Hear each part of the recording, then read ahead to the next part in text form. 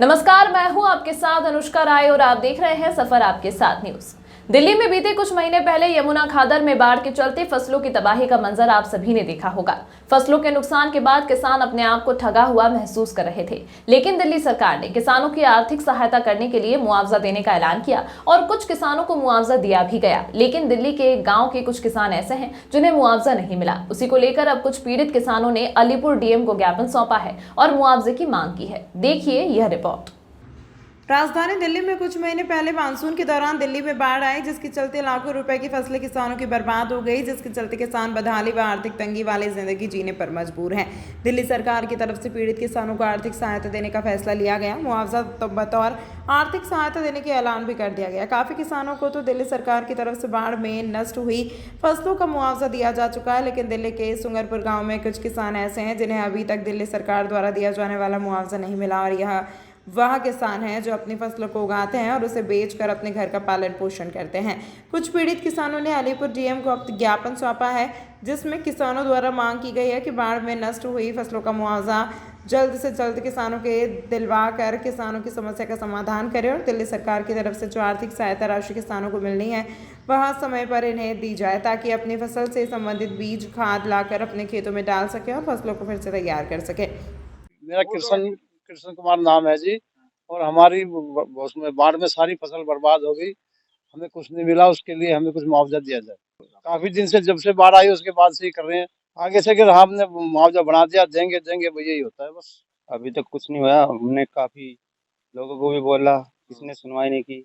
हाँ जी गए थे लेकिन कुछ सुनवाई नहीं हुई। सर सभी तरह की फसल थी, ज्यादातर गेहूं थे, धान थे, वो धान सभी खत्म हो गए। प्रकाश संप्रदाय के नाम से जानते हैं और मैं तिलीपुर गाँव में रहता हूँ। जमीन मेरी फतेहपुर जट में। तो ऐसा है कि जिस टाइम बाढ़ आई थी वो 40 साल में इतनी तगड़ी बाढ़ आई है, इतनी भयंकर बाढ़ थी कि जो 77 में पानी आया उससे भी ज्यादा पानी था। 10-10 फुट तक के जो ट्वेल थे वो भी डूब गए थे और फसल का तो कोई मतलब ही नहीं। तो उस टाइम में जब फसल खराब होगी, हम डीएम साहब को बाद में मिले थे और हमने कहा था, डीएम साहब को ज्ञापन दिया था कि जी लोगों के जब पूरी फसल पल्ला से बुआई तक फसल डूब गई है और खराब हो गई है, तो जो बिजली चली है, ट्वेल चले हैं, उनका बिल माफ होना चाहिए, क्योंकि फसल ही खराब होगी तो किसान कहाँ से भरेगा। और दूसरा हमने कहा था कि उनको मुआवजा मिलना चाहिए। उसके लिए उन्होंने कहा कि भाई 20,000, हम 1 महीने तक स्टाफ बैठा रहा, हमें बार बार मिलते रहे हैं अलीपुर। तो उन्होंने कहा कि भाई हम मुआवजा सबका तैयार कर देंगे, किसी को नहीं छोड़ देंगे और 20,000 रुपये की मुआवजा मिलेगा। उन्होंने बना के भेज दिया, पर अभी किसी को एक पैसा नहीं मिला हमें। हम तो काफी साल से फसल लगा रहे हैं जी और हर साल बढ़ते गिरते आ रहे हैं जी, पर फिलहाल अब के ज्यादा काफी नुकसान हुआ है। और उसके अनुसार जो लंबरदार जी ने जो बात कही है वो बिल्कुल सही सहमत से कही है। और जी उनका जो बिल के माफ और जो हमारी फसल का मुआवजा है वो हमें मिलना चाहिए जी। हम काफी बहुत तंगी में, और हमने जो अपनी कार्रवाई करी थी हुई है, वो हमारे पास अभी वो ऑपरेशन जो नहीं है वो आया नहीं है जी, जो होना चाहिए।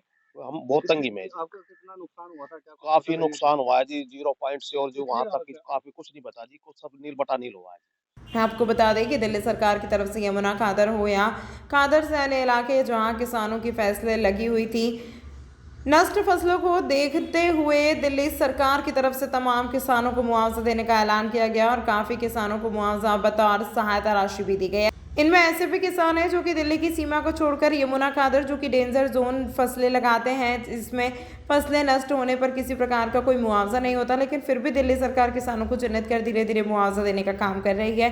हालांकि कुछ किसान अभी भी मायूस हैं कि उन्हें अभी तक नष्ट फसलों का मुआवजा नहीं मिला है, जिसको लेकर अब स्थानीय डीएम को ज्ञापन सौंपा गया है। देखने वाली बात होगी आखिरकार बचे हुए किसानों को मुआवजा कब तक मिल पाएगा।